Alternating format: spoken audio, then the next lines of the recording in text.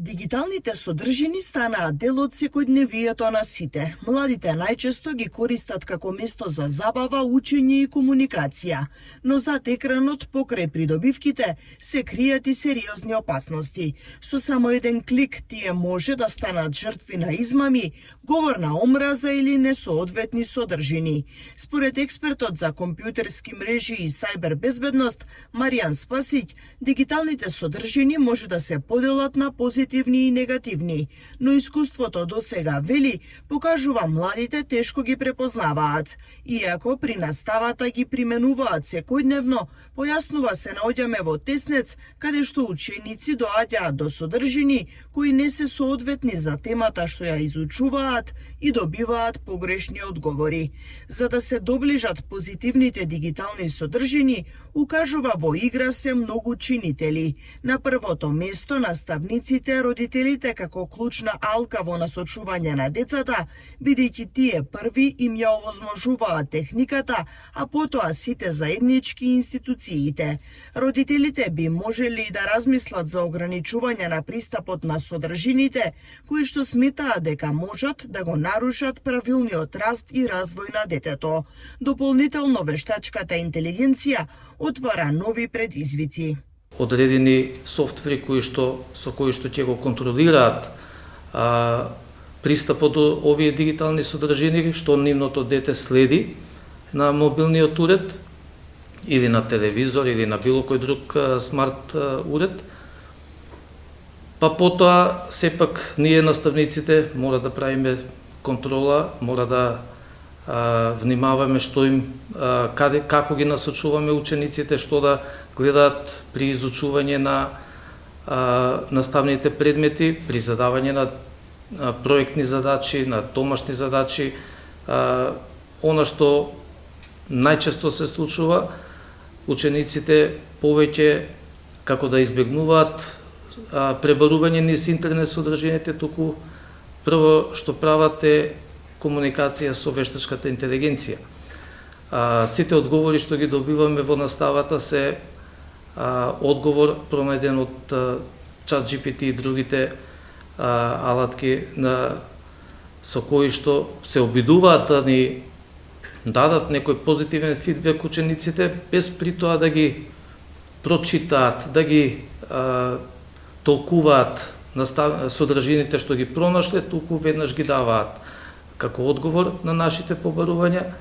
Професорот Спасиќ потенцира дека се случува и учениците она што го гледале на интернет да го применуваат во пракса.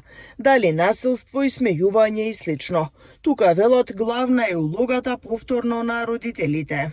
Од друга страна, нашиот систем некако се наоѓаме како затечени, немаме некоја контрола што се имаме во нашиот тетер, што се имаме на нашиот интернет. Додека одредени држави можеби тоа го контролираат, можеби и кај нас се контролира, меѓутоа гледаме дека фидбекот од таа контрола, ако постои, значи гледаме дека нашите деца имаат пристап до секаква содржина, што ми дава за право да кажам дека сепак од системот немаме некоја голема контрола за ваквите содржини. Може би ги запазуваат оние законски рамки со информација за кого се тие содржини, меѓутоа кој ги се гледа таквите содржини или кој се имат пристап до таквите содржини, гледаме дека сепак крајната цел не е постигната. Сајбербулингот, голема тема за разговор, присутна секогаш. Доста често со помош на вештачката интелигенција децата ја користат, за жал, во негативна насока, можам да кажам дури процентуално дека повеќе ја користат во негативна конотација, во негативна насока, да се меѓусебно повредуваат или не знам во која се насока одат нивните злоупотреби. И ако тоа не го препознаеме, и родителите, и ние во наставниот процес, односно кога децата се со нас во училиштата, може големи штети да се нанесат со користење на овие несакани, негативни алатки. За справување неопходно е, укажува, целокупно следење во едукативниот раст на детето од родителите, наставниците и целото општество. Младите, вели, треба да се развиваат во здрави личности кои ќе бидат огледало на постарите. Опасноста не е во технологијата, туку во начинот на нејзиното користење. Без насока и контрола, дигиталниот свет лесно може да стане ризична зона за младите, но може да биде и корисен доколку знаеме како да се заштитиме од него.